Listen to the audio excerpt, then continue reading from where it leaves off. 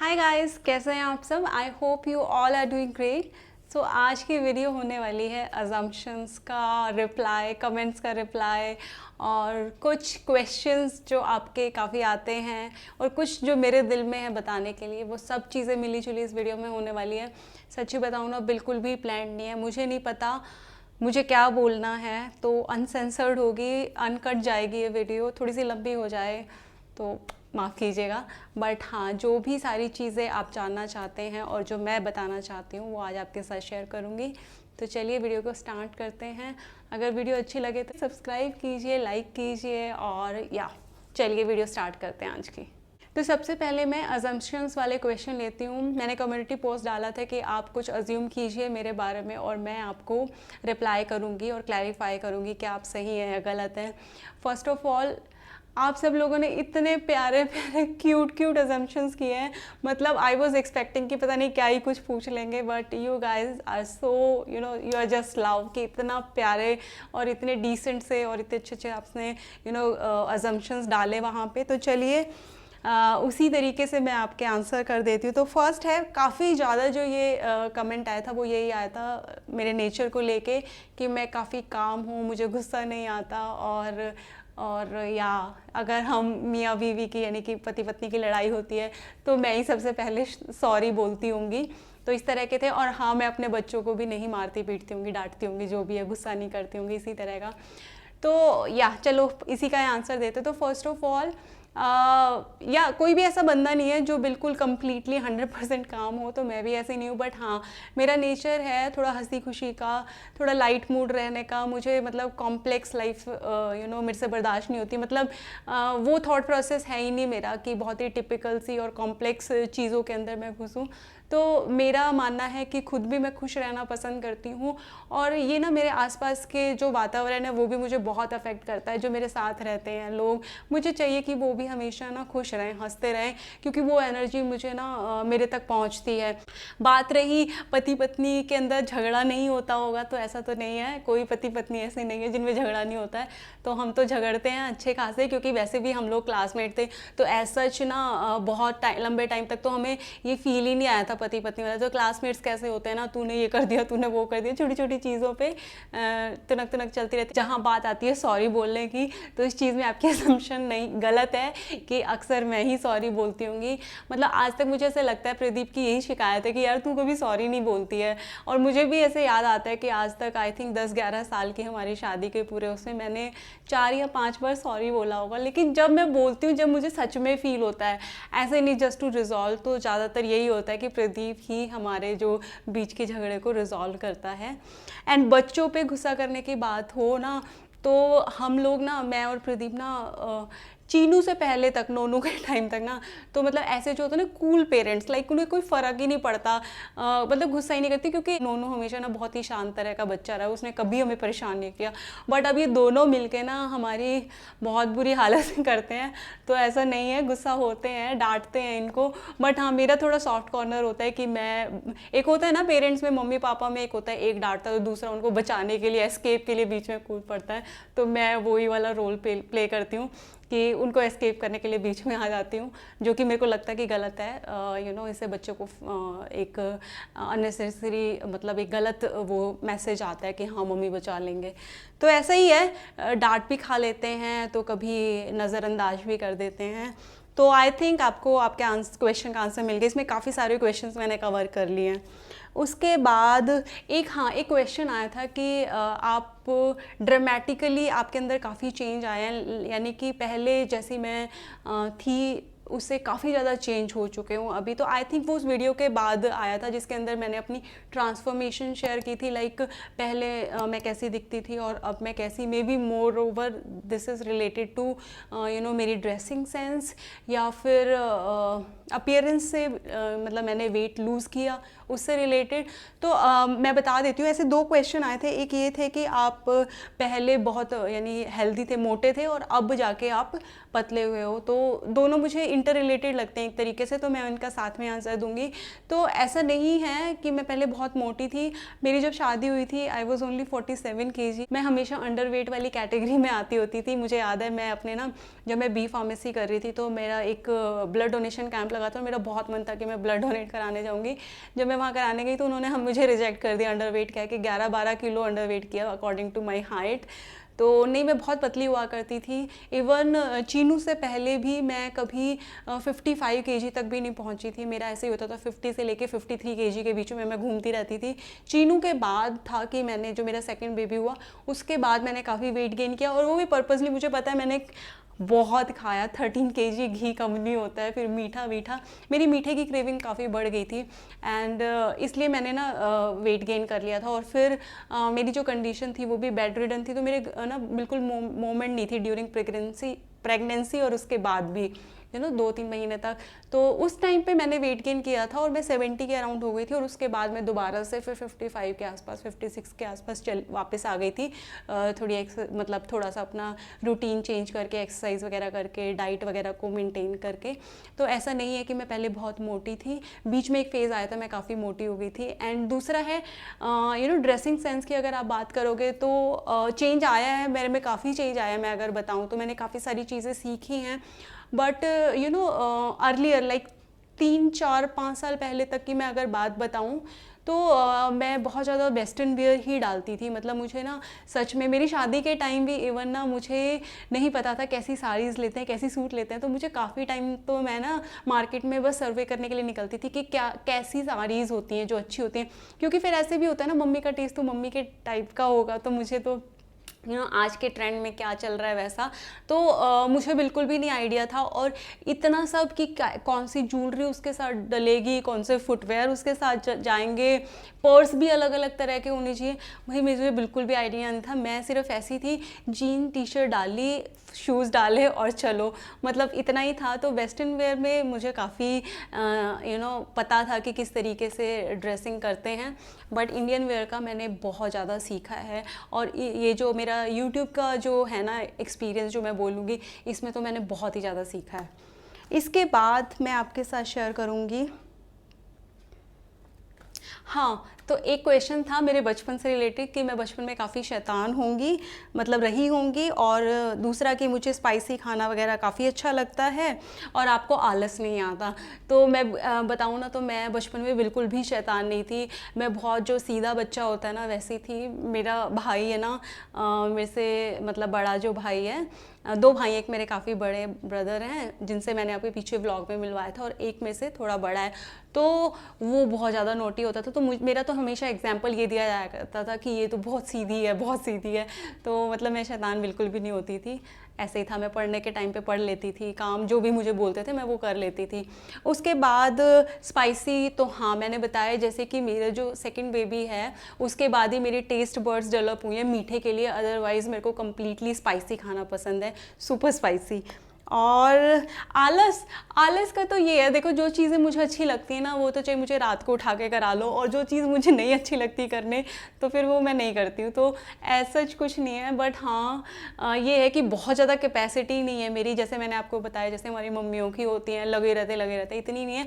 मुझे पता है जिस कैपेसिटी में मैं कैरी फॉरवर्ड कर सकती हूँ मैं उतना ही करती हूँ, और उसके अलावा सम टाइम तो ऐसा होता है मैं बिल्कुल पड़ी रहती हूँ, लेज़ी फील करती हूँ। तो जब मेरे को होता है कि मेरे को कुछ नहीं करना, फिर मुझे कुछ नहीं करना, सच में बिल्कुल लेज़ी। इसी से रिलेटेड एक और आया था कमेंट की अजम्पशन कि भाई आप घर का काम नहीं करती, एक तो ये कमेंट आया था, और दूसरा ये था कि आप ऑफिस का ज़्यादा करती हैं और घर के काम पे कम करती हैं। तो इसके अंदर एक्चुअली फर्स्ट कमेंट कि मैं घर का काम बिल्कुल नहीं करती, ऐसा तो पॉसिबल ही नहीं है। बट हाँ मेरे को ये है कि जैसे मेरी जो स्टडीज़ हुई हैं, जॉब से पहले तक मैं कभी घर पे नहीं रहती, मतलब हॉस्टल में रहती, तो हॉस्टल में तो कुछ करना ही नहीं होता। उसके बाद पोस्ट ग्रेजुएशन के बाद मैं घर आई थी, उसके बाद मेरी शादी हो गई, उसके बाद विद इन अ ईयर हमारे ना बेबी हो गया था। तो एकदम से बहुत सारी रिस्पॉन्सिबिलिटी हो गई थी, फिर मैं जॉब भी करती, 2 महीने के अंदर अंदर मैंने जॉब भी ज्वाइन कर ली थी। तो मतलब एक था कि हमें सपोर्ट की ज़रूरत है, तो फैमिली होती थी, फिर हमेशा हेल्प लेती थी मैं, हाउस हेल्प में रखती कि खाना वाना बना दे जितना भी। तो जब ज़रूरत आ पड़ती है, जब ऐसे है कि करना है, तो मुझे सब कुछ आता है, मैं कर लेती हूँ।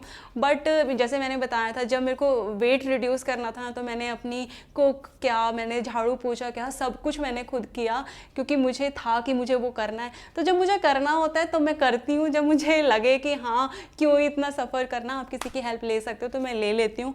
तो मैं बिल्कुल भी ये क्लेम नहीं करूँगी कि मैं बहुत ज़्यादा मेहनत करती हूँ और घर में बहुत ज़्यादा काम करती हूँ। मेरा ठीक है कि घर चल जाए इतना मैं काम कर लेती हूँ, तो यही है मेरा। अच्छा, एक और था इमोशनल के लिए ना, कि आप बहुत इमोशनल हैं। तो एक्चुअली इमोशनल तो मुझे नहीं पता, ऑब्वियसली कुछ चीज़ों के लिए हर इंसान, जब फैमिली की बात आ जाए और बहुत सारी ऐसी चीज़ें जिसके लिए इमोशनल होते हैं, but I am not too emotional. और इमोशनल हूँ भी तो मैं एक्सप्रेसिव नहीं हूँ, मैं बहुत ज़्यादा एक्सप्रेस नहीं कर पाती जो मेरे इमोशंस हैं उनको। बट हाँ, आई एम वेरी सेंसिटिव, मुझे छोटी छोटी चीज़ें हैं जो बहुत ही ज़्यादा लग जाती हैं। तो यस, इमोशनल से ज़्यादा मैं बोलूँगी कि मैं सेंसिटिव ज़्यादा हूँ। इसके बाद नेक्स्ट है, मैंने एक्चुअली याद तो नहीं रहेंगे तो मैंने लिखे हुए हैं क्वेश्चंस आपके। इसके बाद एक आया था कमेंट रिलेटेड टू स्किन वगैरह, कि आप अपनी स्किन को मेंटेन करने के लिए हेल्दी खाना और एक्सरसाइज वगैरह इसके ऊपर रिलाई करते हैं rather than skin care products या कॉस्मेटिक्स ये सब। तो मैं बताऊँ ना, तो एक एज होती है हमारी, लाइक टाइम के साथ साथ आपकी जैसे जैसे एज बढ़ती है तो ये सब चीज़ें आपकी बॉडी के अंदर कम होने लग जाती हैं। तो ऑब्वियसली आपको ना वो चीज़ें करनी पड़ती हैं। सो जो नेसेसरी वाइटामिन है, जैसे मल्टी वाइटामिन हैं, वो भी सप्लीमेंट हो गए एक तरीके से, वो भी लेने पड़ते हैं खाने के अलावा, और लेडीज़ को तो डेफिनेटली लेने ही पड़ते हैं। मैंने बहुत पहले आपको बताया, मैंने तो बहुत अर्ली, लाइक मेरे 26 के एज में मैंने ये सप्लीमेंट्स लेने स्टार्ट कर दिए थे, और उससे काफ़ी फ़र्क पड़ता है। और स्किन केयर की बात करूँ तो ज़रूर मैंने ये नोटिस किया है कि जब मैं अच्छे से स्किन केयर रेजिम फॉलो करती हूँ, सनस्क्रीन टाइम से लगाती हूँ और अच्छे से फेस वॉश करके, ज़्यादा कुछ नहीं करना, अपने फेस वॉश करके मॉइस्चराइज़ कर लो और उसके बाद सनस्क्रीन लगा लो, इतना भी कर लेते हो तो बहुत मेरे को एक डिफरेंस दिखाई देता है। अगर ये नहीं करती तो ऑब्वियसली एज के साथ साथ आपका जो नेचुरल ग्लो है वो ऑब्वियसली फेड होता है। खाना वाना आपका कंपनसेट करता है, बट ये चीज़ें भी ज़रूरी होती हैं। और इसके अलावा कुछ ना लोगों का हेरिडिटरी भी होता है कि उनके जीन्स के अंदर ही होता है कि उनके फेस ग्लो करता है। मैंने देखे हैं बहुत सारे ऐसे, इवन मेरी काफ़ी आंटीज़ हैं जो इतनी एज में होने के बाद भी उनके ना बहुत यंग स्किन है, तो वो जेनेटिक्स पे भी होता है और मे बी डाइट भी हो सकती होगी, बट मिला जुलाई करना पड़ता है मुझे। तो उसके अलावा एक्चुअली एक और है जो अजम्पशन में नहीं था। मैंने बताया ना कि अजम्पशंस में तो मैंने अपॉर्चुनिटी दी, पर आपने बहुत ही स्वीट क्वेश्चन पूछे, and I am so happy to receive all your assumptions. अब एक जो मैंने आपके साथ एक चीज़ शेयर की थी, इन्फॉर्मेशन, कि मैंने अपनी जॉब छोड़ दी है, एक व्लॉग शेयर किया था। तो उसके बाद ना मुझे कोई भी ऐसा नहीं, मतलब सारे ही बहुत अच्छे कमेंट्स आए और गुड विशेस आए, और आप लोगों ने मतलब मुझे सपोर्ट किया कि हाँ आप ऐसे करते रहिए एंड आपको कभी रिग्रेट फील नहीं होगा। बट एक है कमेंट आया मुझे इंस्टाग्राम पे आया एक्चुअली, डीएम, और उस बंदी से मेरी पहले भी बात हुई थी, वो भी यूट्यूब चैनल रन करती हैं।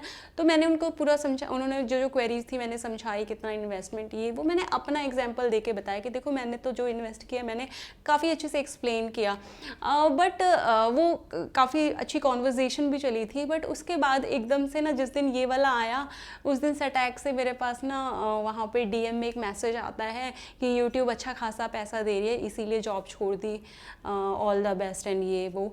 तो पता नहीं, ऑल द बेस्ट तो था, बट कोई एक जो वो था ना बहुत ही अब्रप्ट सा जो एक स्टेटमेंट था, वो मुझे काफ़ी ऐसे फील हुआ लाइक कि यूट्यूब बहुत ज़्यादा पैसा दे रही है इसलिए जॉब छोड़ दी। गाइस, मैंने ना मार्च में अपनी डिसीज़न लिया था कि मैंने जॉब छोड़नी है, और उसके लिए आपको अप्लाई करना पड़ता है, और उसके बाद 3 महीने के बाद मैंने ना रिज़ाइन किया था। आई नो आप लोगों को ऐसा कोई क्वेश्चन नहीं, आई डोंट नो जिसने क्वेश्चन पूछा था वो देख भी रही है कि नहीं।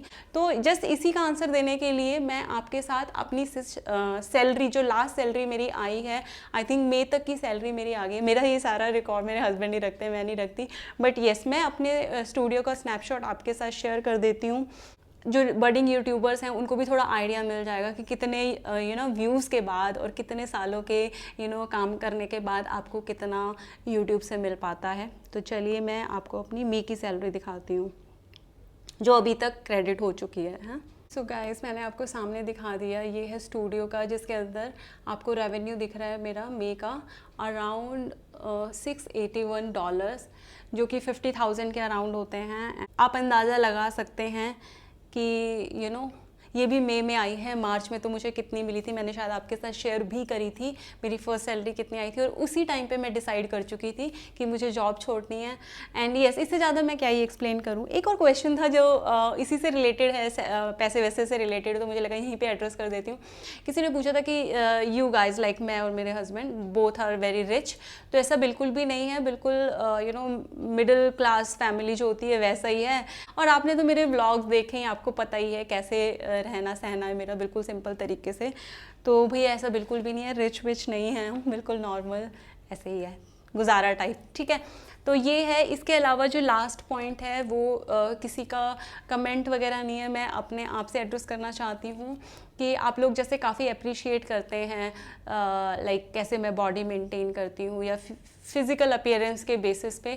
बट मैं आपको एक चीज़ बताना चाहूँगी, जो इनसिक्योरिटीज़ है ना वो हर बंदे की होती है। मैं अपनी इनसिक्योरिटी बताती हूँ आज आपको कि मैं बहुत ज़्यादा इनसिक्योर फील करती हूँ कि मेरे फेस के ऊपर मिलाजमा है। मैंने बहुत सारी चीज़ें ट्राई कर ली बट ये नहीं जाती। और मैं आपको बताऊँ, मेरे बैक ऑफ द माइंड ये चीज़ हमेशा रहती है कि ये क्यों है, ये मेरे ही क्यों है, ये क्यों नहीं निकल रहे हैं, क्यों नहीं जा रहे हैं, मुझे क्यों मेकअप लगाना पड़ता है, या मुझे जब मैं ध्यान से अपने फेस को देखती हूँ तो मेरी नज़रें इधर ही क्यों जाती हैं। तो हर बंदे की कुछ ना कुछ इनसिक्योरिटीज़ होती हैं और मुझे ऐसा लगता है इससे अच्छा तो मुझे स्ट्रेच मार्क्स हो जाते, तो चलो वो तो दिखते तो नहीं। और इसके अलावा बहुत सारे बॉडी के अंदर मुझे भी अपने कमियां दिखती हैं। मैं आपको शायद बहुत ज़्यादा डिटेल में नहीं बता पाऊँगी, लेकिन मैं यही बोलूँगी, आप ये कभी मत सोचो कि अगला बंदा है वो परफेक्ट है या वो बहुत अच्छा है उन चीज़ों के अंदर। उसको खुद को पता है कि उसके अंदर क्या खामियां हैं और क्या कमियां हैं। और ठीक है, फिर भी ओवरऑल यही है कि काम चल रहा है, चलता रहेगा। बस एक ये पॉइंट था, पता नहीं मुझे आप रिलेट कर पाएंगे कि नहीं, बट मेरा मन था इसके बारे में बताने का, इनसिक्योरिटीज़ को लेके, कि सबकी इनसिक्योरिटीज़ होती है, मेरी भी बहुत सारी हैं। मैं तो जब से यूट्यूबिंग स्टार्ट करी है ना उसके बाद तो मैं इतनी ज़्यादा इनसिक्योर फील करती हूँ। मुझे ऐसा लगता है कि कहीं आप लोग मुझे भूल तो नहीं जाएंगे, या मतलब कई बार व्यूज़ नहीं आते कोई वीडियो को तो मुझे ऐसा लगता है शायद मैं अच्छा नहीं कर रही, शायद आपको मेरा कंटेंट देखना पसंद नहीं है। अब बहुत सारी चीज़ें ऐसे सोच में आती रहती हैं। I think I don't know उसके पीछे कोई लॉजिक भी होता है कि नहीं, बट वो इनसिक्योरिटीज़ होती हैं, सबकी होती हैं। And I wanted to talk little about these things, ताकि अगर आप कुछ इस तरह की इनसिक्योरिटीज़ रखते हैं तो आपको भी एक मैसेज कन्वे हो कि ऐसा सबके साथ है, इसलिए हमें इन चीज़ों को ज़्यादा तूल नहीं देना चाहिए। सो या गाइज, बस जो जो मेरे दिल में आया, दिमाग में आया, मैंने सारी चीज़ें आज आपके साथ शेयर कर दी। चलिए आज का वीडियो एंड करते हैं, बहुत जल्दी मिलते हैं आपसे इन द नेक्स्ट वन।